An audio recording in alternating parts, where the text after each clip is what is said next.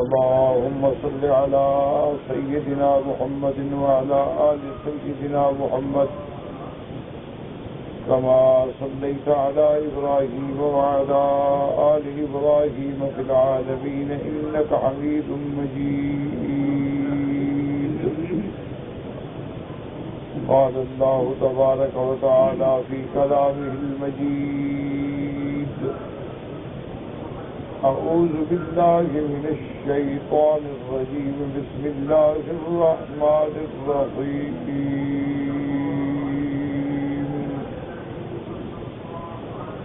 قال أراغب أنت عن آلهتي يا إبراهيم لئن لم تنته لأرجمنك واهجرني مليا. قال سلام عليك سأستغفر لك ربي إنه كان بي حفيا. وأعتزلكم وما تدعون من دون الله وأدعو ربي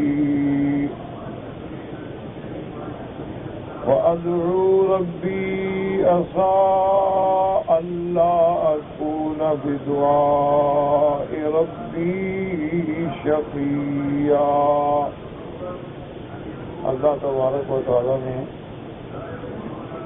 کلام مقدس کی اس سورت مبارکہ میں سیدنا ابراہیم علیہ السلام کا مسئلہ توحید پر اپنے ابا آزر سے مکالمہ ذکر فرمایا ہے، اور اس دعوت پیغمبرانہ میں، دعوت خلیل میں، اس مکالمہ خلیل میں، مناظرہ خلیل میں بہت بڑی حکمتیں ہیں اور بہت بڑی عبر ہیں، بہت بڑے اسباب ہیں۔ بعض لوگ اس بات پر اختلاف کرتے ہیں کہ آزر جو ہیں وہ حضرت ابراہیم علیہ السلام کے والد نہیں ہیں، بلکہ آپ کے چچا ہیں، اور چچا جو ہے الام سن لابیہ، وہ بھی چونکہ باپ کے قائم مقام اور برابر ہوتے ہیں، اس لیے انہوں نے کہہ دیا کہ یا ابت، ورنہ ابراہیم علیہ السلام کے آزر جو ہیں وہ والد نہیں۔ اصل بات یہ ہے کہ ان کے دماغ میں بھی یہ بات ہوتی ہے کہ ہم اتنے بڑے عظمت والے پیغمبر جس کو اللہ نے اپنا خلیل بنایا ہو، اور جو امام الموحدین اور ابی الانبیاء والمرسلین، جس کی ذریت میں اللہ نے نبی نبی نبی رکھے ہوں، تو وہ یہ سمجھتے ہیں کہ بھئی ان کے والدین کو ہم کیسے کافر کہہ دیں گے، ان کا والد کافر تھا۔ لیکن ایک بات یاد رکھیں کہ شریعت میں ہمیں ہر بات کے ادب کرنے کا حکم ہے، لیکن اللہ کے قرآن کو تبدیل کرنے کا حکم نہیں۔ تو جب قرآن پاک نے ایک مقام پہ نہیں، کئی مقامات پہ یہ ارشاد فرمایا ہے کہ حضرت ابراہیم نے ہمیشہ یہ کہا کہ یا ابت یا ابت یا ابت یا ابت، تو یا اب میں بھی کہہ سکتے تھے۔ تو جب وہ نص قطعی اس بات پہ دلالت کر رہی ہے کہ حضرت ابراہیم اپنے باپ سے مخاطب ہیں۔ اچھا، جہاں اللہ کے قرآن نے نام لیا ہے آزر کا، وہاں صرف نام نہیں لیا، وہاں بھی باقاعدہ ذکر ہے کہ اذ قال ابراہیم لأبیہ آزر، وہاں بھی باقاعدہ تعیین ہے۔ معین کر دیا گیا کہ جب ابراہیم نے اپنے ابا یعنی کون آزر کو کہا. تو اس لیے جو بات اللہ کا فیصلہ ہو وہ نعوذ باللہ تنقید نہیں ہوتی. اب دیکھیں حضرت نوح علیہ السلام کی بیوی کافرہ ہے تو یہ توہین نہیں ہے. اس زمانے میں کافر کے ساتھ بھی نکاح جائز تھا, کافرہ عورتوں سے نکاح جائز تھا. حضور صلی اللہ علیہ وسلم نے اپنی بیٹیاں کس کو دی ہیں ابتدا میں؟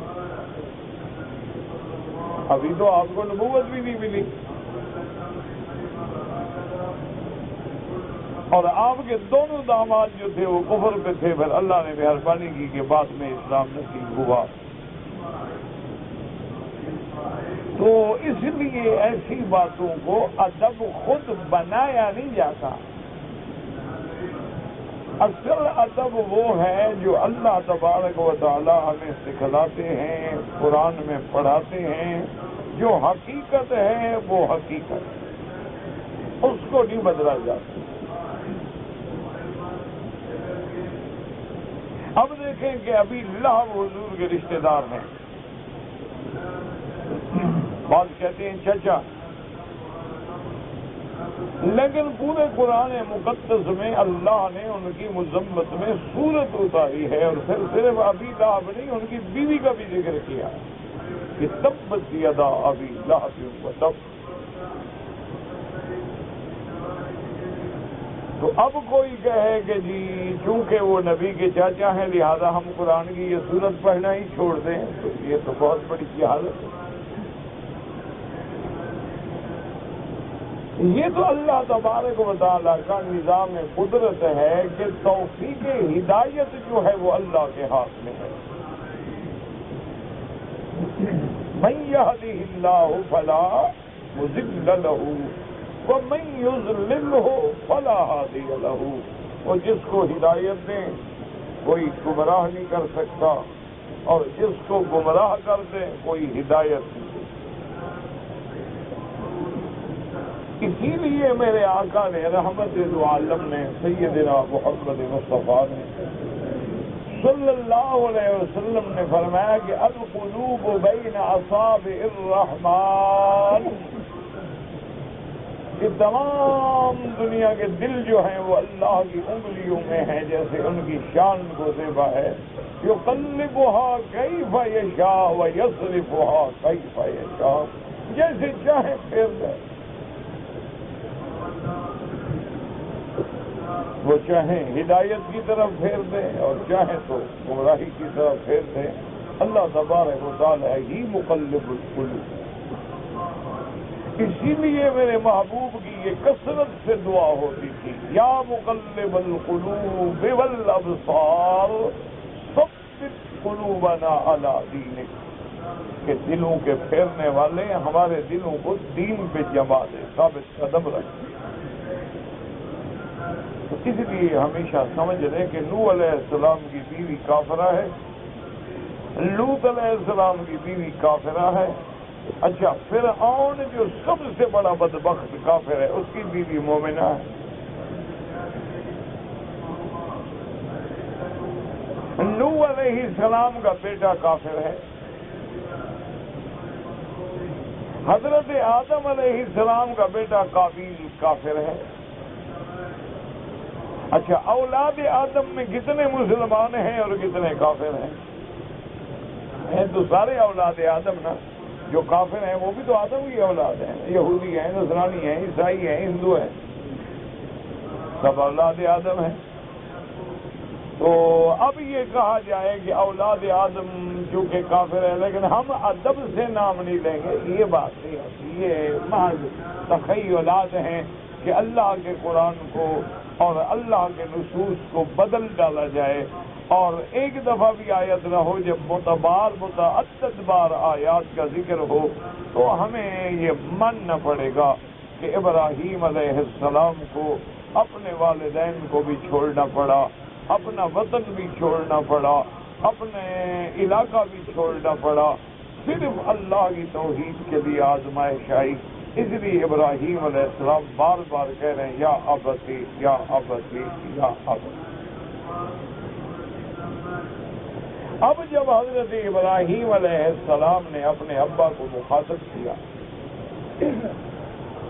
تو باپ کے پاس کوئی دلیل تو ہے نہیں، کسی مشرک کے پاس جھوٹی دلیلیں تو ہو سکتی ہیں، کوئی سچی دلیل تو ہوتی نہیں۔ اسی لیے آج بھی آپ دیکھیں کہ جو لوگ شرک میں مبتلا ہیں یا جو لوگ بدعات میں الجھے ہوئے ہیں، دلیل نہیں ہوتی ان کے پاس۔ مثال کے طور پہ اب اذان سے پہلے صلاۃ و سلام پڑھنے کا ایک رواج ہو گیا، ٹھنڈے دل سے کبھی لڑائی نہ کریں، کبھی جھگڑا نہ کریں، کبھی فساد نہ کریں۔ اللہ لا یحب الفساد، اللہ کو فساد پسند نہیں۔ ان اللہ لا یحب المفسدین۔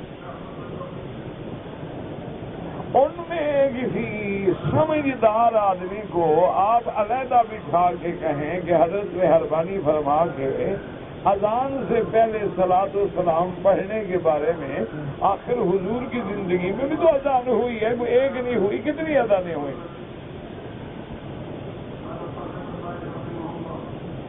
کیا حدیث میں ثابت ہے حضور نے حکم دیا، خلفائے راشدین نے عمل کیا، صحابہ نے عمل کیا، چلو صحابہ کے بعد تابعین نے عمل کیا، خیر القرون میں کوئی عمل ثابت ہو، اگر ہو تو کوئی دلیل محبت سے پوچھیں تو آپ تو یہی کہیں گے کہ جی بس قرآن میں حکم ہے نا حضور پہ صلاۃ و سلام بھیجو، ہم بھیجتے ہیں تو کیا ہو گیا؟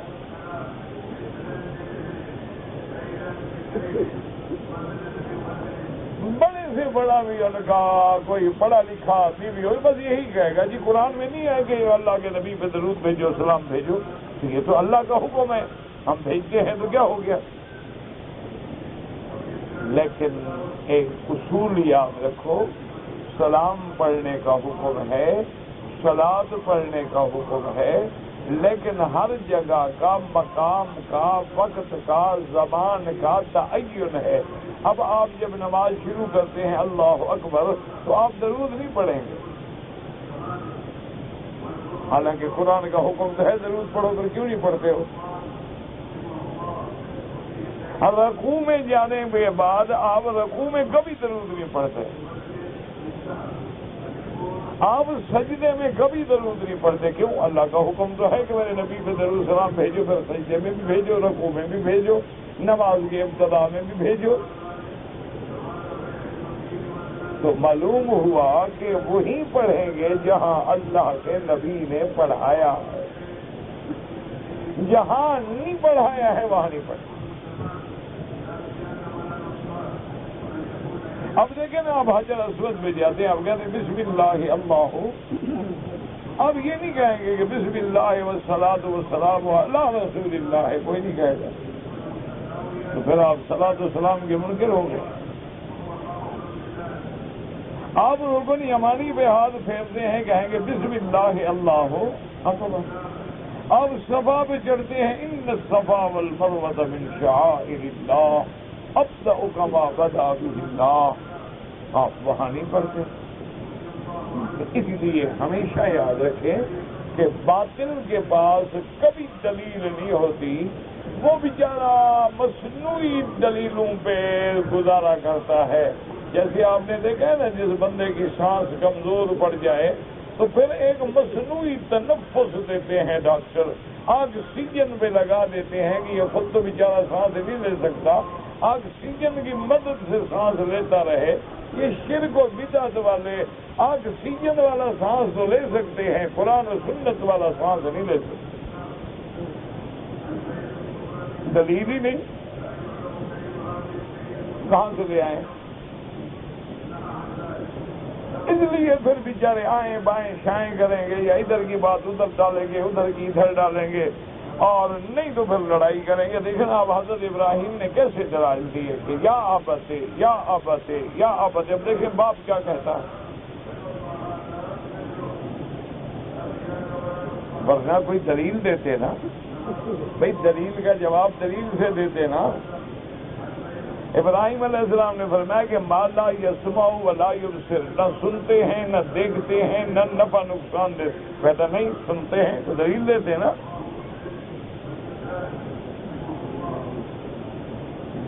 وہ اپنا آگے جواب دیتے ہیں۔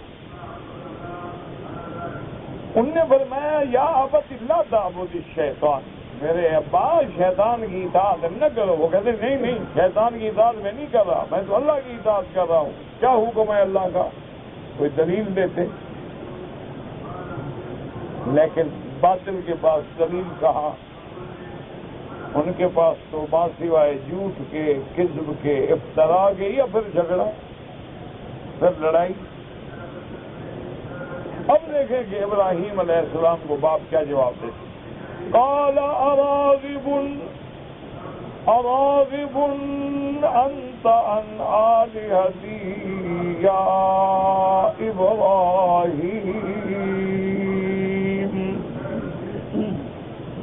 لئن لم تنتہ لأرجمنک واہجرنی ملیا۔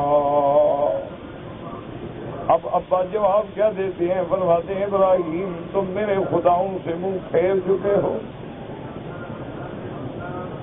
لیکن یاد رکھو لئن لم تنتہی، اگر تم میرے خداؤں کی مخالفت سے باز نہ آئے، لأرجمنک، بعض علماء نے فرمایا کہ میں تمہیں ماروں گا پتھروں سے، اور بعض علماء نے فرمایا کہ یہاں رجم کے معنی میں نہیں، میں تم کو گالیاں دوں گا، نکالوں گا۔ لأرجمنک وہجرنی ملیا، اور میں یہ چاہتا ہوں کہ تم مجھ سے دور ہو جاؤ۔ بعض علماء نے فرمایا ملین کا معنی زماناً، ایک مدت تک کے لیے میری آنکھوں سے دور ہو جاؤ، اور بعض علماء نے فرمایا ملین کا معنی صفیاً سالماً، میں چاہتا ہوں کہ تو خیریت سے مجھ سے دور ہو جا، ایسا نہ ہو کہ میں مار کے تمہیں نقصان پہنچا کے تیری ہڈیاں توڑ ڈالوں۔ بعض علماء نے فرمایا ملین کا معنی صفیاً سالماً۔ اللہ اکبر۔ دیکھیں اب نبی کا جواب بھی دیکھیں اور مشرک کا جواب بھی دیکھیں۔ مشرک تحقیق کر رہا ہے، اور بعض علماء نے فرمایا قال اراغب انت عن آلہتی یا ابراہیم۔ انہوں نے کہا راغب ان کا معنی صرف منہ پھیرنا نہیں، اعراض نہیں، بلکہ معنی کہ تم اتنے ناراض ہو کہ میرے خداؤں کو برا کہتے ہو، کہ تم میرے خداؤں کو گالیاں بھی دیتے ہو۔ چلو نہ مانو لیکن گالی دو، حالانکہ ابراہیم علیہ السلام نے کہاں گالی دی؟ ابراہیم علیہ السلام نے کبھی گالی دی ہے؟ لیکن مشرک یہی سمجھتے ہیں، انہوں نے کہا نا کہ ما لا یسمع ولا یبصر، جو سنتے بھی نہیں، جو دیکھتے بھی نہیں، جو نفع نقصان کے مالک بھی، تو کافر سمجھتے یہی تو گالی ہے نا۔ آج آپ کسی کو کہیں نا کہ تیرے مرشد جو فوت ہو گئے نفع نقصان کے مالک نہیں، داتا نفع نقصان کا مالک نہیں، داتا بھی نہیں، داتا صرف اللہ کی ذات ہے۔ کہ دیکھو گالیاں دیتا ہے ہمارے بزرگوں، حالانکہ یہ گالی ہے۔ وہ تو کہہ رہا ہے بھی داتا جو ہے تو اللہ کی صفت ہے، بندہ کیسے داتا ہو سکتا ہے؟ اور پھر حضرت کا یہ نام ہی نہیں ہے تو تم نے لقب بنایا۔ حضرت کا نام تو حضرت علی ہجویری ہے رحمت اللہ علیہ، اللہ کی کروڑوں رحمتیں۔ وہ تو اپنے زمانے کے اولیاء من اولیاء اللہ ہیں، لیکن اچھا آپ کہیں قبروں پہ سجدہ نہ کرو، کہا دیکھو گالیاں دیتے جی، دیکھو دیکھو دیکھو اللہ والوں کا مخالف ہو گیا، بزرگوں کا مخالف ہو گیا، گستاخ ہے جی، بے ادب ہے، گالیاں دیتا ہے۔ تو حالانکہ یہی حضرت ابراہیم نے ایمان سے کہیں کو گالی دی تھی، بتا انہوں نے تو یہی کہا نا ابا جان، یہ سنتے بھی نہیں، دیکھتے بھی نہیں، کچھ کر بھی نہیں سکتے، نفع نقصان بھی ان کے ہاتھ میں نہیں، آپ ان کی عبادت سے لگے ہوئے ہیں، کیا کر رہے ہیں؟ تو یہ کون سی گالی ہے جی؟ اللہ اکبر! یاد رکھو کہ باطل ہمیشہ ایسی باتیں کہتے ہیں۔ اب دیکھیں انبیاء پیغمبر کیا جواب دیتے ہیں، قال سلام علیک۔ بعض علماء فرماتی ہیں کہ یہ سلام متارکت ہے، کیا مانا کہ جیسے آدمی اچھا جی السلام علیکم، ٹھیک ہے، تم اپنے رستے ہم اپنے رستے، یہ کہتے ہیں نا جب جدا ہوتا ہے بندہ کہے بابا سلام، بابا میرا بس مہربانی کرو، جسے قرآن دوسری جگہ کہتا ہے اذا خاطبهم الجاهلون قالوا سلاما، کہ جب جاہلوں سے واسطہ پڑتا ہے اگر بھائی ہم نہیں مغز مار سکتے، بس مہربانی کرو، تم اپنا راستہ دیکھو، ہم اپنا راستہ دیکھو۔ اور بعد نے کہا کہ نہیں، حضرت ابراہیم نے سلام بھی فرمایا، اسی لیے بعض علماء اس بات کے بھی قائل ہیں کہ سلام کیا جا سکتا ہے، لیکن جمہور اس بات کے قائل ہیں کہ کافر پہ سلام نہ کریں۔ ہاں اگر چند مسلمان بیٹھے ہیں، کافر بھی بیٹھے ہیں، تو تم مسلمانوں کی نیت سے سلام کر دو، لیکن کافر کو ابتدا سلام نہ کرو۔ اگر وہ سلام کرے تو تم کہہ دو وعلیکم، یا جیسے حضور صلی اللہ علیہ وسلم نے جب کافر بادشاہوں کو خط لکھے ہیں تو اس میں آپ نے السلام علیکم نہیں لکھا، بلکہ فرمایا بن محمد الرسول اللہ الہ ہرقل ملک الروم والسلام علی من اتبع الہدی، اسلام کی اس پہ ہو جو ہدایت کی پیروی کرنے والا۔ اس لیے بعض علماء کہتے ہیں کہ کافر سلام نہ کریں۔ ہاں والدین ہیں، رشتہ داری ہے، حالات ہیں، مجبوریاں ہیں، جیسے ابراہیم کا آخر باپ ہے۔ اور دیکھیں شان پیغمبر، قال سلام علیک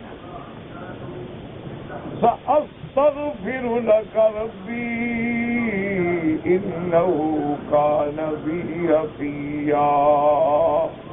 اور حضرت ابراہیم کہتے ہیں ابا میں جا بھی رہا ہوں لیکن تیرے لیے اپنے رب سے بخشش مانگتا رہوں گا، اور میرا رب مجھ پہ بہت مہربان ہے۔ انہو کان بی حفیا، حفیا مانا لطیفا، لطف کرنے والا، مہربانی کرنے والا ہے۔ اور بعد کا انہو کان بی حفیا، میری دعائیں سننے والا، میری دعائیں منظور کرنے والا ہے، میں تیرے لیے استغفار کروں گا۔ اس لیے علماء کہتے ہیں کہ استغفار کافر کے لیے بخشش مانگنا اس وقت تک جب تک امید ہدایت ہو تو جائز ہے، جب وہ قطع ہو جائے تو پھر ہدایت مانگنی جائز نہیں ہے۔ اس لیے اللہ نے منع کر دیا حضور کی شریعت میں کہ اب کافروں کے لیے مت مانگو، جیسے ابراہیم علیہ السلام کو بھی منع کر دیا گیا کہ آپ نے، ورنہ ابراہیم علیہ السلام مانگتے رہے مغفر لأبی انہ کان من الضالین، میرا اللہ میرے ابا کی مغفرت فرما دے، وہ گم کردہ راہ لوگوں میں شامل ہو گئے ہیں۔ لیکن جب حضرت ابراہیم کو اللہ نے حکم دیا کہ ابراہیم بس، آدر مر گیا شرک پہ، اور مرنے کے بعد کوئی بخشش نہیں ہوتی، تو اللہ پاک نے منع کر دیا تو ابراہیم علیہ السلام فوراً رک گئے۔ اس لیے قرآن کہتے ہیں ما کان استغفار ابراہیم لأبیہ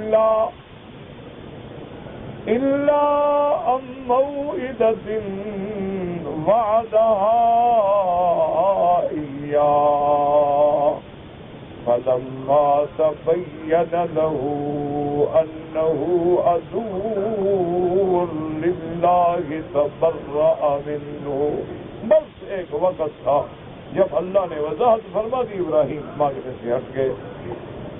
اللہ اکبر! لیکن دیکھیں نا جی، باپ بیٹے کا رشتہ تو نہیں ٹوٹ جاتا نا۔ آج کی دنیا میں دیکھو اولاد ہو، نافرمان ہو، بے ادب ہو، گستاخ ہو، لیکن ماں باپ تو ماں باپ، مجبوری ہے۔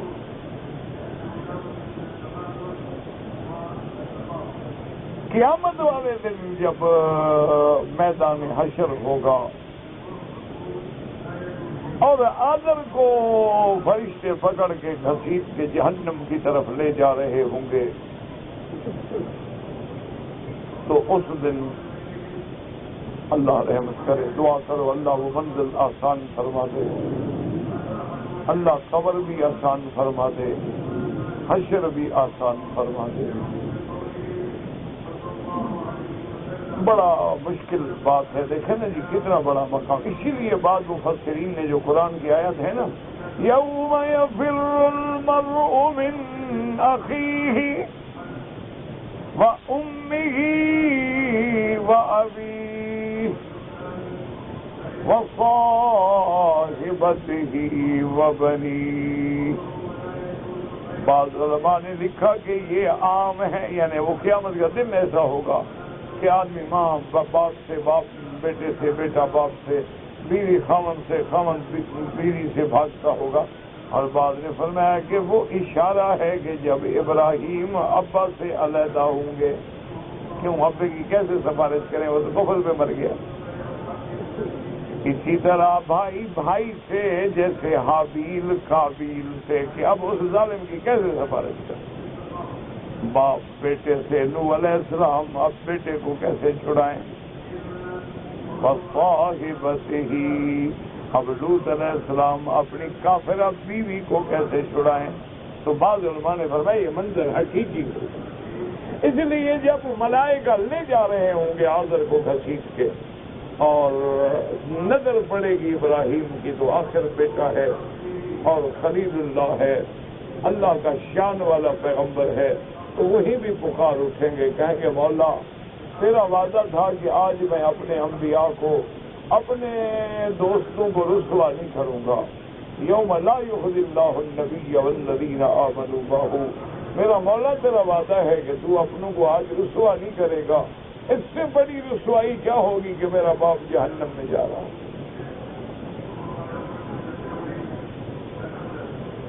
اللہ حکم دیں گے کہ ابراہیم بس ذرا نیچے دیکھو، اب دیکھو، دیکھیں گے تو آذر کی شکل بدل جائے گی، اس کو حیوان کی شکل دے دی جائے گی۔ اللہ فرمایا کہ میرا فیصلہ نہیں بدلتا، رہے گا تو جہنم میں، لیکن میں نے شکل بدل دی ہے کہ تیری رسوائی نہ ہوگی، آذر ہے ابراہیم کا باپ ہے، تو ورنہ اب جہنم سے کافر نہیں نکل سکتا، مشرک رہے گا جہنم، اس کے لیے جہنم کے سوا کوئی ٹھکانہ نہیں ہے، اس کے لیے کوئی تخفیف نہیں ہو سکتی، بس اتنی رعایت ہے کہ ہم نے شکل بدل دی۔ تو اس لیے حضرت ابراہیم علیہ السلام نے کہا کہ ابا جان میں آپ کے لیے معافی مانگتا ہوں، وَأَعْتَزِلُكُمْ وَمَا تَدْعُونَ مِن دُونِ اللَّهِ۔ مسلمانوں قرآن پڑھا کرو، دیکھو قرآن کیا دعوت دیتا ہے۔ اب آج کل لوگ کہتے ہیں نا او جی چھوڑو کیا کریں، وہ حضرت میرے رشتے دار ہیں تو مشرک، تو قبر پرست ہیں، قبروں پہ سجدہ کرتے ہیں، نظر ریاض بھی چڑھاتے ہیں، صحیح منت منوتی بھی، اور رشتے دار ہیں نا، چھوڑ تو نہیں سکتے نا۔ قرآن کہتے ہیں نہ پھر توحید کچی ہے، یہ تو فیصلہ کرنا پڑے گا، یا ادھر ہو جائے یا ادھر ہو جائے، یا سراسر موم ہو جائے یا سراسر سنگ۔ یہ ڈھیلا ویلا دین اللہ کو پسند نہیں ہے کہ آدھا تیسر اور آدھا پٹیرا، کہ جا کے جناب مجلس بھی سننا ہے، صحیح کیا کریں، حضرت رشتے داری ہے، ہمسائے ہیں، اور پھر دیکھو نا بھی اہل بیت کا نام لیتے ہیں، تو اور جناب کوئی عرس شریف ہوا تو وہاں بھی چندہ ڈالا ہے، اسے کیا کریں جی برادری ہے جی، اور جلوس نکلے میلاد کا، اور صحیح دیکھو نا نبی کے نام پر ہے نا، اللہ کو یہ نہیں پتا۔ اللہ فرماتا ہے یا تو اگر میرا نہیں بنتا نہ بننا، اپنا تو بن۔ اسی لیے اقبال ہو گیا نا، وہ کہتا ہے تو جھکا جب غیر کے آگے، نہ تن تیرا نہ من۔ اس لیے دیکھو قرآن کیا کہتا ہے، حضرت ابراہیم نے کیا فرمایا، میں تم کو چھوڑتا ہوں، بس جب تک چھوڑو نا بندہ بنتا ہے۔ اللہ کے لیے چھوڑنا پڑتا ہے۔ میرے مدنی پاک نے رشتے دار چھوڑے کے رکھے، ہجرت کی، مکے والوں کو چھوڑ دیا کہ نہیں چھوڑا؟ نہ حضور کو رشتے دار عزیز نہیں تھے، تمہارے رشتے دار کو زیادہ اونچے ہیں۔ حضرت ابراہیم ہے، کہتے اعتزلکم، میں تم سب کو چھوڑتا ہوں، صرف تمہیں نہیں۔ وما تدعون من دون اللہ، اور اللہ کے سوا تم نے یہ جو بت دیوی دیوتا، یہ جو تم نے شرک کے اڈے بنائے ہوئے ہیں، ان سب کو بھی چھوڑتا ہوں۔ مسلمانوں، جب تک مشرک کو چھوڑو گے نہیں کام نہیں بنے گا، جب تک شرک چھوڑو گے نہیں کام نہیں بنے گا، جب تک بدعات کو چھوڑو گے نہیں کام نہیں بنے گا۔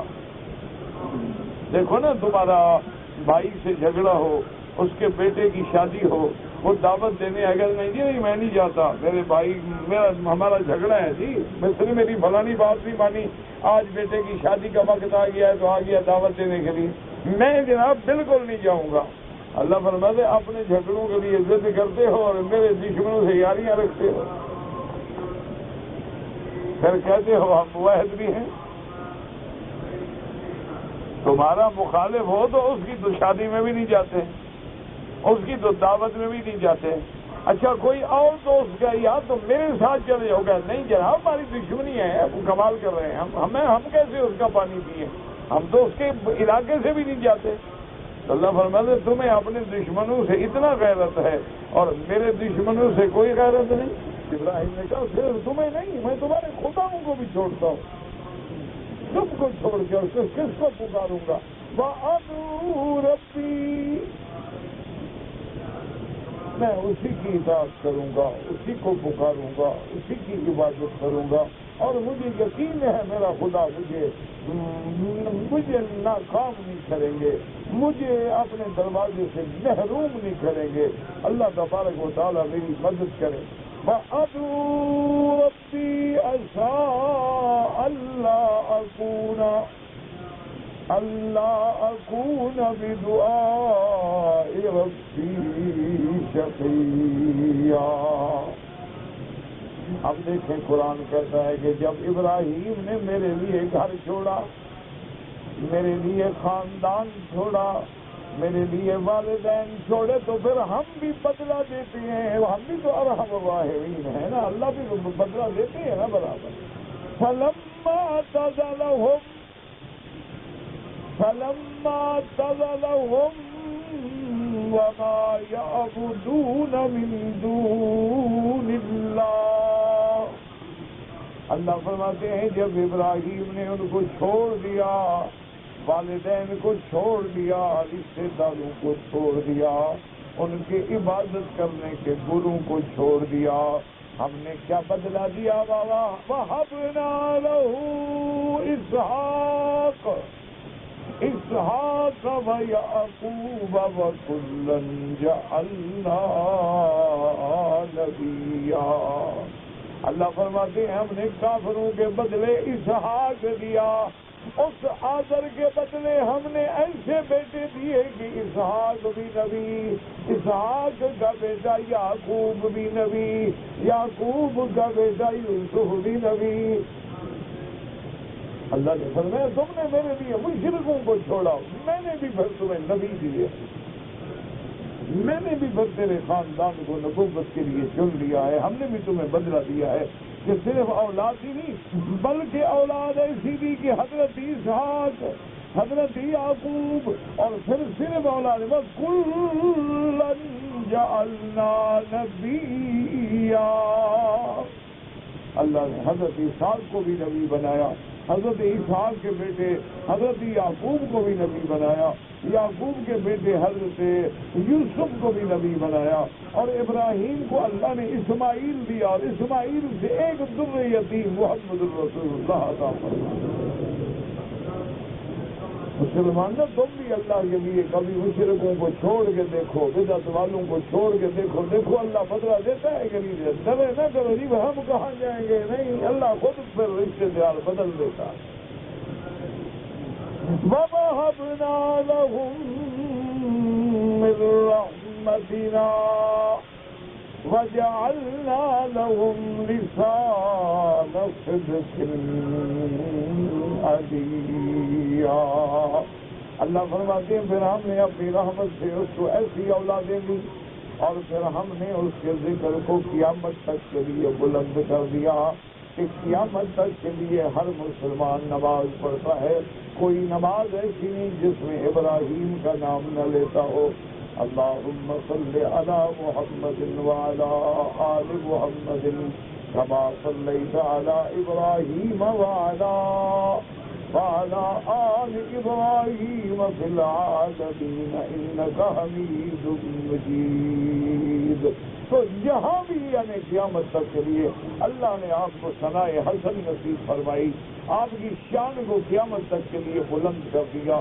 تو جب آدمی اللہ کی توحید کے لیے قربانیاں دیتا ہے نا، پھر اللہ تبارک و تعالیٰ انتظام کرتے ہیں کہ آدمی من حیث لا یحتسب، جہاں سے آدمی کو گمان بھی نہیں ہوتا وہاں سے پھر مدد آتی ہے۔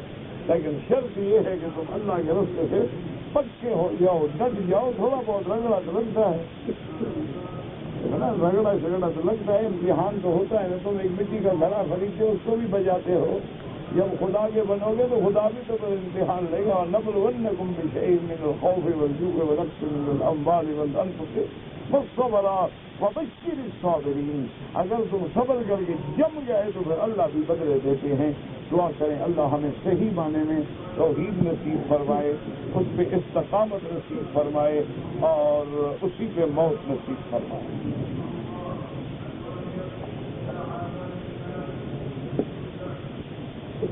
کہتے جی کہ ایک آدمی ہے، گاڑی نقد اگر ہے 40 پہ، ادھار پہ 50,000 کی دیتا ہے۔ دیکھو میرا بھائی اس میں تھوڑا سا مسئلہ ہے، سمجھ لو۔ پہلی بات تو یہ ہے کہ ایسے کاروبار نہ کرو۔ اللہ تبارک و تعالیٰ کے رزق کے خزانے جو ہیں نا وہ بہت وسیع ہوتے ہیں، ایسی جگہ سے ملتا ہے کہ آپ ذرا مشتبہ مال کو چھوڑ دینا، اللہ خالص حلال دے گا۔ میں آپ کو ایک چھوٹا سا واقعہ سنا، تو اس لیے نہیں کہ میں کوئی پیر فقیر یا کوئی بزرگ ہوں یا میری کرامت ہے، میں تو ایک بدکردار انسان ہوں۔ تو ایک واقعہ ہے کہ ہم نیروبی میں تھے اور آگے جوہانسبرگ جا رہے تھے، میرے ساتھ 4-5 ساتھی بھی تھے۔ جہاز میں فرق پڑ گیا تو ہمیں ایک دن اور ایک رات گزارنی پڑی۔ این صبح کو ہم وہاں پہنچے، صبح کی نماز وہاں پڑی، لیکن اگلا جہاز نکل گیا۔ تو اب جہاز جو ہے ہمیں دوسرے دن 9 بجے ملنا تھا۔ تو مانا یہ ہے کہ سارا دن اور ساری رات اور دوسرے دن 9 بجے تک وہاں ایئرپورٹ پہ بیٹھے رہو۔ تو میرے ساتھیوں نے کہا کہ جی ہم ناشتہ کرتے ہیں تو چلیں۔ میں کہا میں نے ایک نظر ڈالی ہے تو ان سب ہوٹلوں پر میں نے دیکھا ہے کہ شراب کی بوتلیں اور سب لگی ہوئی ہیں، تو میرا دل نہیں کرتا۔ ہم نے کہا یہ شراب بوتلوں میں ہے، ہمیں تو زبردستی سے نہیں پلا دو گے؟ نہیں، میں نے یہ تھوڑا کہا ہے کہ ہمیں پلا، بس دل نہیں کر رہا، اچھا نہیں لگتا۔ تو اور میری ویسے بھی یعنی صبح کو کوئی ناشتے کی عادت نہیں ہے، جسے ناشتہ کہتے ہیں نا آپ کی 2-3 پراٹھے شریف اور حلوہ پوری شریف اور 3 منزلہ لسی کا گلاس شریف، اس میں باقاعدہ ماشاءاللہ ایک مکھن اتنا بڑا اس کا پیڑا شریف، وہ ناشتہ شریف ہم نے کبھی نہیں کیا۔ ایک چائے کی پیالی وہ بھی کبھی بنا دی گھر والوں نے، کبھی نہ بنائی، اللہ کا نام لے کے زمزم پی لیا، بنا کے نہ کبھی تو ایک سوکھا سا رس کھا لیا۔ تو بہرحال میں نے کہا بھی میرا دل نہیں کرتا۔ انہوں نے کہا جی نہیں، میں نے کہا بھائی میں نہیں کھاتا، بس ٹھیک سی بات۔ وہ چلے گئے ہوٹل پہ ناشتہ کرنے کے لیے۔ وہاں ایک جو صوفے تھے نا پڑے ہوئے، وہ 2 آدمیوں کے بیٹھنے کے تھے، لمبے نہیں تھے کہ سو سکے آدمی۔ میرے پاس ایسا ایک عربی مسلح تھا، یہ بڑا کام دیتا ہے، یہ سردی ہو تو شال بن گیا، اور 3 آدمی آؤ تو یوں بچھا دو، 3 آدمی نماز پڑھ لو۔ سونا پڑے بچھا کے سو گیا. میرے پاس ایک مسلح ساتھ تھا, میں نے بچھایا, بیگ سرانے رکھا, سو گیا نیچے.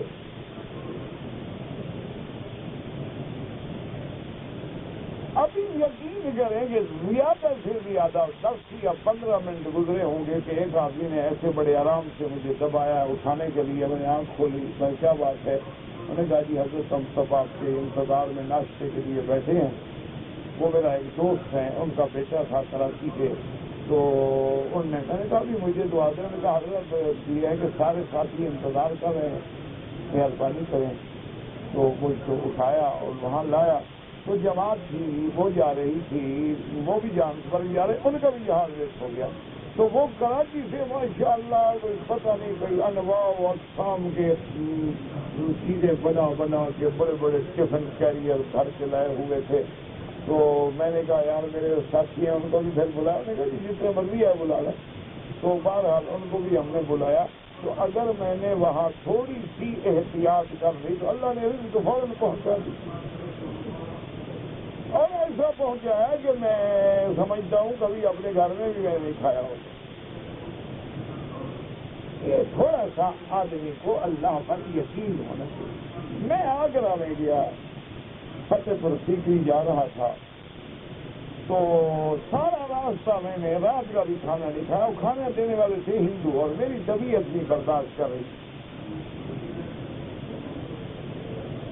ساری رات ہم نے ٹرین میں سفر کیا, اور دوستوں نے کہا کہ کھانا کھا لیں. انہوں نے کہا یار یہ ہندو کے ہاتھ سے میں نہیں کھاتا. انہوں نے کہا جی وہ حرام ہے کہ میں کہا یار تم مجھ سے بڑے عالم ہو, جانتے ہو حلال ہے. میں بھی جانتا ہوں, نہیں طبیعت مانتی, زندگی میں کبھی ہندو کے ہاتھ سے نہیں کھایا. بس نفرت ہے دل میں, کبھی ان کے ہاتھ سے کھانا الحمدللہ نہیں کھایا. اسے ایک ایسی بدبو آتی ہے, قریب بھی کھڑے ہوں تو کفر کی بو محسوس ہوتی ہے. تو میں نہیں کھاتا, بس سیدھی بات ہے, بس آپ لوگ کھا لیں. تو اب ساری رات بھوکھا, دن کو 2 بجے کا کھانا کھایا ہوا آدمی نے, بس 2 بجے سے لے کر رات ساری گزری ہے. صبح کی نماز کے بعد ہم آگرہ میں اترے. تو میں نے ساتھیوں سے کہا, میں نے کہا کہ ایک تو پتہ کرو کہ کوئی یہاں مسلمان کا ہوٹل ہے. اگر مسلمان کا ہوٹل ہو تو پھر میں ناشتہ کر لوں, میں نے رات کی روٹی نہیں کھائی. اور اگر نہیں ہے تو پھر چھوڑیں, بس فروٹ لے لیں, راستے میں کھا لیں گے, کوئی بات نہیں. وہ ایک آدمی سے پوچھا, انہوں نے کہا یہ اسٹیشن کے قریب ایک ہوٹل ہے, ابھی بن رہا ہے, بنا نہیں ہے مسلمان کا. میں نے کہا چلو بھائی اب مسلمان کا ہوٹل ہے تو اب میرے چائے کا بڑا مسئلہ ہے, اور روٹی ملے نہ ملے, چائے جو ہے نا کہ بس وقت اس میں نشہ ہوتا ہے نا, یہ بھی بڑی شدید, اللہ معاف کرے, اس سے بھی اللہ عذاب سے بچائے, یہ بھی عذاب ہے.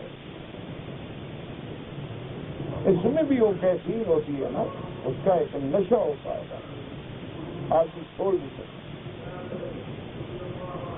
وہاں ہم چلے گئے, ہم 8 آدمی تھے, میرے ساتھ 3-4 علماء تھے, 3-4 ساتھی تھے. ہم نے آرڈر دیا کہ بھائی ناشتہ لے آؤ. بیٹھ گئے, اب جی ہم بیٹھے ہوئے ہیں, 10 منٹ گزر گئے, 15 منٹ گزر گئے, اور 10 منٹ گزر گئے. میں نے اس آدمی کو غصے ہو گیا, میں اور عبد الوحید ہیں میرے عزیز ہیں, یار یہ کیا ہے, ناشتہ ہے, وہ اونٹ کا گوشت بنا رہا ہے ہمارے لیے, کیا ناشتے میں کیا کرنا کیا ہے, بھائی انڈا بس فرائی کرو اور لے آؤ روٹی ختم. کیا اس میں کون سا اس میں پہاڑ مارنا ہے, آدھا گھنٹہ گزر گیا, آگے ہم نے اتنا صبر کرنا ہے. اور جمعہ کا دن ہے, پتہ نہیں پھر ہمیں جمعہ کہاں ملے گا کہاں نہیں ملے گا, اور نماز ملے گی نہیں ملے گی. تو یہ کیا بات ہے, اس کو کہاں دیتا ہے, دیر نیند چائے کی پیاری لاؤ, بس جان چھوڑو, ہمارا ناشتہ ہو گیا. تو وہ تھوڑی دیر کے بعد وہ بیچارہ آیا, ایک آدمی, اس نے کہا جی ہمارا جو ہوٹل کا مالک ہے وہ کچن میں کھڑے ہیں اور آپ کے لیے ناشتہ بنوا رہے ہیں, اور وہ خود اس لیے باہر نہیں آ رہا, وہ کہتا ہے ابھی وکیل صاحب دوسری آدمی ہے, بلوچ آدمی بگڑ گیا نکل جائے گا, تو اس لیے وہ کھڑا ہے کہ اس وقت آؤں گا جب بن جائے گا ناشتہ. اور وہ جناب تھوڑی دیر کے بعد بیچارہ آیا, اللہ اس کو جزائے خیر دے, اتنا اچھا ناشتہ میں نے زندگی میں نہیں کیا. اللہ نے وہاں انتظام کر دیا. اب جناب کوئی 10 قسم کے تو اس بیچارے نے پراٹھے بنوائے کہ جی یہ انڈو والا پراٹھا ہے, یہ قیمے والا پراٹھا ہے, یہ بھنڈی والا پراٹھا ہے, یہ سبزی والا پراٹھا ہے, بصل والا پراٹھا, کیا کیا بنا اس میں. اور تھا پٹھان شیر خان اس کا نام تھا. میں ڈر گیا, میں نے کہا یہ پٹھان ہے, اس کا اگر کھانا نہ کھائے نا تو یہ گولی بندوق کھڑی کر کے کھلاتے ہیں, مجھے کھاؤ تمہارا باپ بھی کہے گا کیسا مہمان ہے تم, کھاؤ.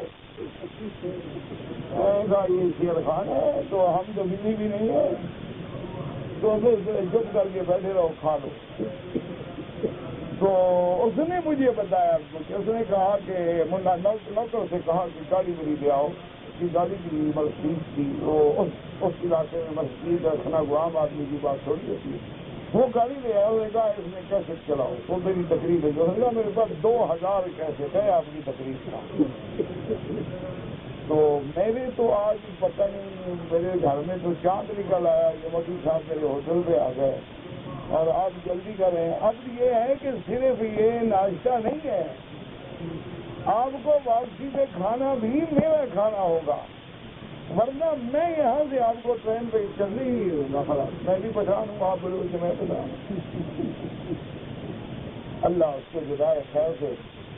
تو اچھا ہماری بھی بتائیے, وہ روٹی کھائی ہوگی, اس کی اللہ نے لاج رکھ لی. وہ ایم این اے بھی بن گیا, الیکشن لڑا. وہاں مجھے پھر لکھا بھی چاہ رہے ہیں کہ میں اب اپنے علاقے کا ایم این اے بھی ہوں, اب آپ آئے. میں نے کہا کہ اب کیا کر رہے ہوں گے, سرکاری لوگوں سے میری نہیں بنتی.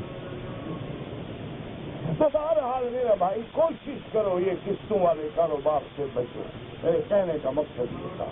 لیکن شریعت یہ کہتی ہے کہ اگر آدمی دونوں ریٹ بتائے کہ بھئی نقد پہ 2 ریال, ادھار پہ 3 ریال, پھر تو بیچنا جائز ہے. صرف ادھار پہ بیچے اور نقد پہ نہ بیچے تو پھر جائز نہیں. یہ بات سمجھ لو اچھی طرح. جو خریدنے آئے اس کو کہو دیکھو بھائی نقد کی قیمت ہے 40,000, ادھار کی ہے بچہ ہوگا جی نہیں میں 40 لو دے دو بس. وہ کہے نہیں جناب میں 50,000 میں لوں گا, تو اس کا معنی یہ ہے اس نے 50 میں خریدا ہے. اب آپ کو سودا 50 میں ہوا, چاہے وہ قسطوں میں دے دے, وہ شریعت میں جائز ہے. علماء نے اس کو جائز رکھا ہے, لیکن کب, جب نقد پہ بھی دے اور ادھار پہ بھی دے. اگر وہ کہے نہیں جی ہم نے تو بیچنا ہی ادھار پہ ہے, تو اس کا معنی یہ زیادہ پیسے کھانا چاہتا ہے, کاروبار کرنا نہیں چاہتا. اللہ پھر نیتوں کو جانتے ہیں نا, پھر جائز نہیں ہوتا. تو کوشش یہ کریں کہ دونوں کام نہ کریں. جس میں تھوڑا سا شبہ بن جائے نا اس میں نہیں پڑنا چاہیے. کہتے ہیں جی کسی کا نام ارحم رکھا جائے, حجر رکھا جائے, کوئی رکھو مجھے نہیں پتا ناموں شاموں کا. حضرت علی حسن حسین اہل بیت میں شامل ہے, اور کون شامل ہے اگر وہ نہیں ہے تو؟ اہل بیت نام ہی ان کا ہے. حضور کی بیویاں, حضور کی اولاد, حضور کی بنات اہل بیت ہے. محرم اگر شکار کرے تو ناجائز, ذبیحہ تو حلال ہو جائے گا, لیکن اس کو شکار کرنا حرام ہے. کافر تو نہیں ہو گیا نا, صرف احرام باندھا ہوا ہے, اس میں شکار حرام. اچھا اگر محرم مثال کے طور پہ شکار نہ ہو, کوئی ویسے بکرا بھی لے کرے حلال ہے, گائے بھی لے کرے حلال ہے. اپنی قربانی کے جانور خود نہیں حلال کرے گا. کہتے جی کہ تہجد کی نماز اندھیرے میں پڑھی جائیے, تو کوئی مسئلہ نہیں کہ اندھیرے میں پڑھی جائے, روشنی میں پڑھو, اندھیرے میں پڑھو, جیسے مرضی ہے پڑھو.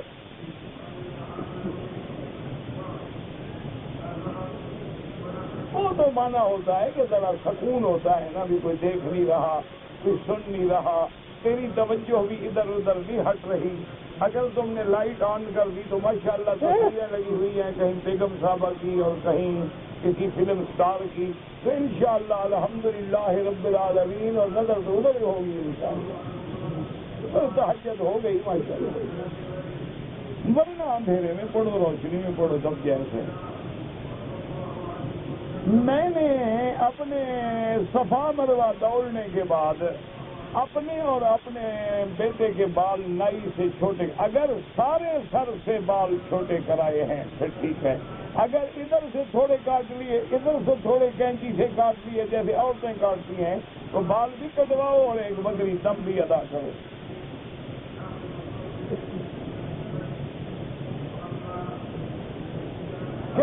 ایک بزرگ گزرے ہیں ملتان میں، شاہ شمس تبریز رحمت اللہ علیہ، انہوں نے سورج کو بلایا تھا گوشت بھوننے کے لیے. کیا ضرورت کیا تھی سورج کو بلانے کی؟ سورج کے بغیر باقی مخلوقات ویسے بھون لیتی ہے، حضرت کو سورج بلانا پڑ گیا. کوئی عقل تو کرو. اچھا سورج قریب آئے تو بچ جاتا بندہ، وہ تو سارا ملتان ہی جل جاتی. وہی گرمی تو نہیں ہے مشہور ہے ملتان کی کہ ہر چیز صوفہ ہے ملتان، گرد و گرما گور گورستان، یہ بڑا مشہور صوفہ ہے نا ہمارے ملتان کا. تو باہر آ رہی بالکل جھوٹی باتیں ہیں، کوئی سورج وورج کو نہیں بلایا گیا. چلو کہتے ہیں کہ کشف المحجوب جو ہے حضرت علی حجویری کی کتاب ہے، جس دن تم اس کے سمجھنے کے قابل ہو جاؤ نا پھر پڑھنا. تمہیں ابھی نہ کشف کا معنی آتا ہے نہ محجوب کا آتا ہے. وہ کتاب ہے تصوف کے ساتھ، علم تصوف رکھتے ہو تو پڑھو ورنہ نہ پڑھو.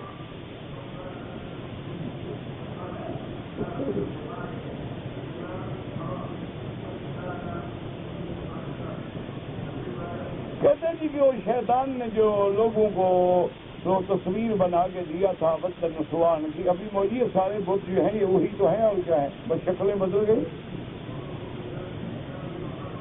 ٹوپی کے بغیر نماز ہو جاتی ہے، نماز تو قمیض کے بغیر بھی ہو جاتی ہے. لیکن یہ مسئلہ کہیں نہیں لکھا ہوا کہ اللہ کپڑا دے تو اتار کے پھینک دو.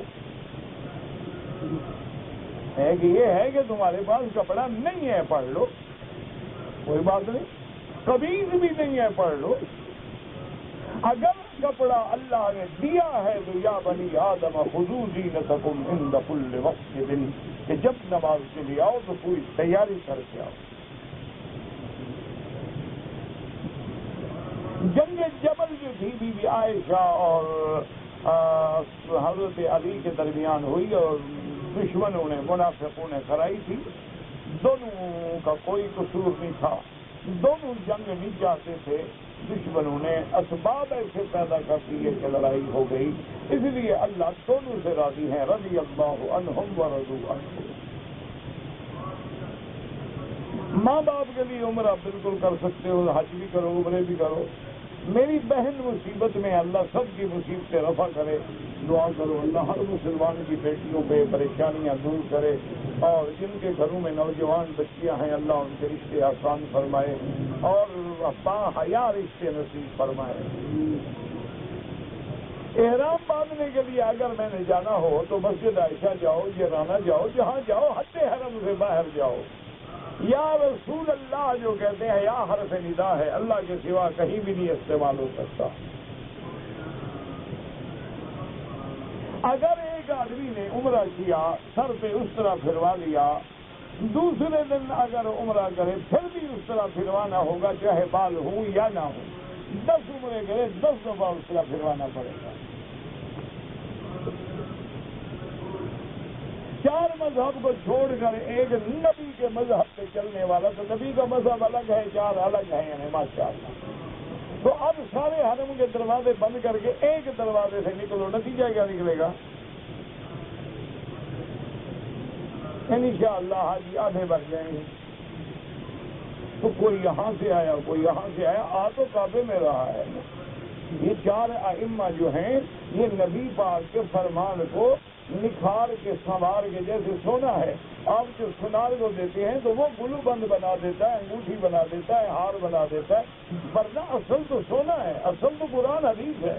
اس سے ان لوگوں نے یہ سارے مسائل کا استنباط کیا ہے. یہ کوئی نبی کے خلاف مذہب نہیں ہے، تمہاری جاہلیت ہے. پتہ نہیں ان کو یہ امام گردن میں اٹک کیوں گئے. نہ تو یہ ہندو کی مخالفت کرتے ہیں، نہ قادیانی کی مخالفت کرتے ہیں، نہ یہ کبھی دہریہ کی مخالفت کرتے ہیں، نہ کبھی یہ آغا خانی کی مخالفت کرتے ہیں، نہ کبھی یہ تہائی کی مخالفت کرتے ہیں، نہ کبھی یہ فرق ضالہ کے خلاف بولتے ہیں، نہ کبھی یہ مشرک کے خلاف محاذ بناتے ہیں، نہ کبھی یہ رفض کے خلاف، صرف ائمہ کے خلاف بولتے ہیں. تو دعا کرو اور توبہ کرو، کہیں ایسا تو نہیں کہ اللہ ناراض ہو کہ من آزاری ولی فقط آذنتہ بالحرب، اللہ فرماتا ہے جو میرے اولیاء کو دشمنی کرے میں میرے ساتھ جنگ کے لیے تیار ہو جائے۔ اور بزرگوں نے لکھا ہے جس سے اللہ ناراض ہوتا ہے اپنوں کا دشمن بنا دیتا ہے کہ وہ اللہ کے اولیاء کا گلہ کرتے ہیں اور اسی میں اللہ ان کو پکڑ دیتا ہے۔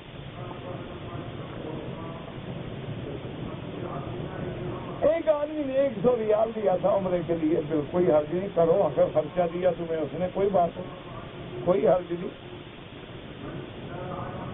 عورتیں بھی نماز جنازہ پڑھ سکتی ہیں بالکل، تو باقی فرض نماز پڑھ سکتی ہیں، کفایہ نہیں پڑھ سکتی، کیا ہو گیا ہے؟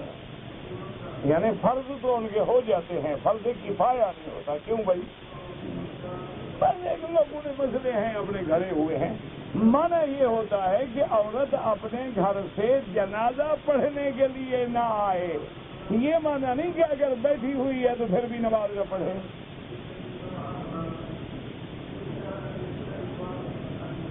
کہتے ہیں جی کہ امام صاحب نے سجدے کی آیت پڑھی فجر کی نماز میں اور سجدے میں چلے گئے، بعض عورتیں جو تھیں ان کو سمجھ نہیں تھی، وہ سجدے میں نہیں گئی، وہ رکوع میں چلی گئی، تو جو رکوع میں بھی چلے گئے ان کی بھی نماز ہو گئی۔ جو کھڑے رہے نہ رکوع میں گئے نہ سجدے میں، نماز نہیں ہوئی، وہ دوبارہ دوہرائیں۔ فجر کی نماز کے بعد افضل یہی ہے کہ جب تک سورج نہ نکلے کوئی نماز نہ پڑھے۔ اگر ایک آدمی طواف کر رہا ہے یا وضو کر رہا ہے، اذان شروع ہو گئی، بالکل جواب دیتا رہے، کوئی بات نہیں۔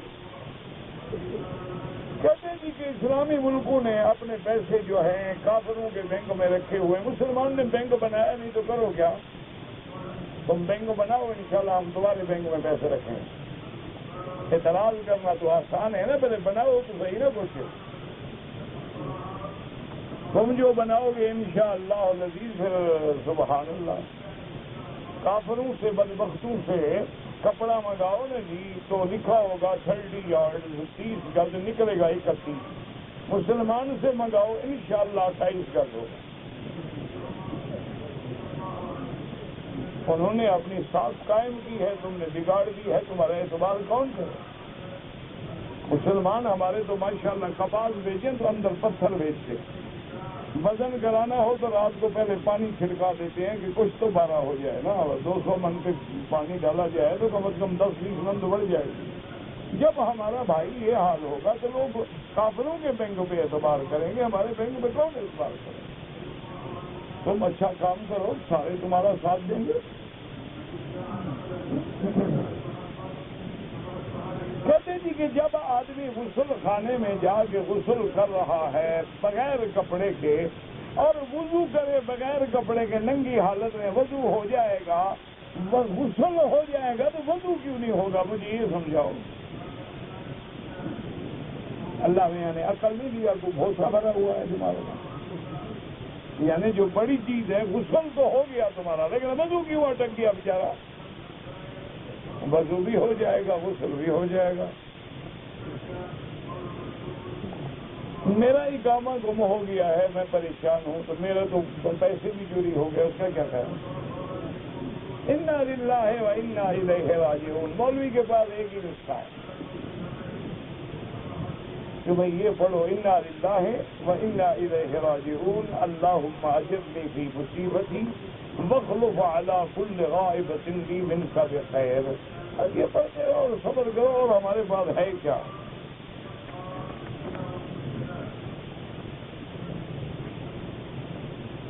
حرم شریف میں نکاح ہا کے ساتھ ہوتا ہے، یہ نکات نہیں ہوتا، لکھنا بھی پہلے سیکھو۔ کیا طریقہ ہے؟ طریقہ یہ ہے کہ محکمے میں جاؤ، لڑکے لڑکی والے گواہ لے کے جائیں محکمے میں، قاضی کے پاس، وہ ساجلہ میں وہ اجازت دیں گے، سب کے نکاح بنا دیں گے، چاہو تو وہی نکاح بھی پڑھ دیں گے، چاہو تو حرم میں کسی کے نام لکھ دیں گے۔ ظہر کی نماز میں نے مقام ابراہیم پہ ادا کی، کوئی حرج نہیں، امام اس طرف تھا تم اس طرف تھے، کعبے کے 4 طرف۔ زوال مانا ہوتا ہے عین جب سورج تمہارے سر پہ کھڑا ہے، جب وہ ڈھلے اس کو زوال کہتے ہیں۔ یہاں تقریباً جب اذان ہوتی ہے نا، اس سے 10 منٹ پہلے زوال ہو جاتا ہے۔ مسجد الحرام میں بھی صفیں جو ہیں وہ بالکل صحیح بنانی چاہیے. الاول فالاول، پہلی صف پوری کریں، پھر دوسری، پھر تیسری، پھر چوتھی، اور صفیں جو ہیں وہ متواصل ہوں، درمیان میں فاصلہ بھی نہ چھوڑیں. جو ہم چھوڑتے ہیں اللہ ہدایت دے. بس اپنی نیکیاں اور گناہوں کی خرید و فروخت کر سکتا ہے. پتہ نہیں آج کل کے دینوں نے نکالا ہو یا بینک، مجھے تو پتا ہے نہیں. یہ ہوتا ہے نا، یہ عیسائیوں نے کیا ہوا ہے نا کہ بھئی اتوار کے دن آ جاؤ چرچ میں اور پادری کی خدمت میں نذرانہ پیش کر دو اور اپنے گناہوں کی لسٹ دے دو، وہ سارے اسی وقت معاف کر دے گا. ہمارے پیروں نے کہا اتوار کی بھی ضرورت نہیں ہے، تم ایک دفعہ سال میں عرس پہ آ جاؤ، ہم سارے معاف کروا دیں گے. ہم نے کہا یہ بدبخت ہفتہ کو بلاتے، ہم سال میں سارے کے سارے بس آڈر ہی کرنا ہے نا پیر نے.